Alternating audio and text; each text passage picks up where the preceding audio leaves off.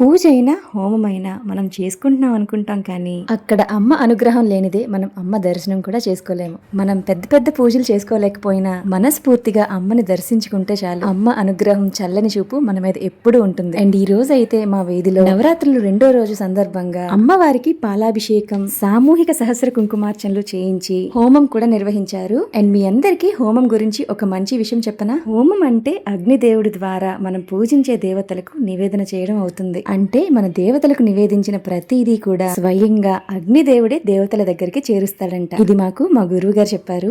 అమ్మ దయతో ఈ రోజు పూజ చాలా బాగా జరిగింది. అమ్మ దర్శనం మీకు కూడా జరిగింది కదా. సో ఆ తల్లి చల్లని చూపు, ఆశీర్వాదాలు మీకు కూడా ఉన్నట్టే. పూజ అనంతరం అన్నప్రసాదాలు కూడా అక్కడే పెట్టేశారు. అమ్మ దగ్గరికి వెళ్ళాక ఆకలి కడుపుతో పంపిస్తుందా? సో కడుపు నిండా తినేసి ఇంటికి వెళ్ళిపోయాను. జై బోలో దుర్గా భవానీ మాతాకు జై.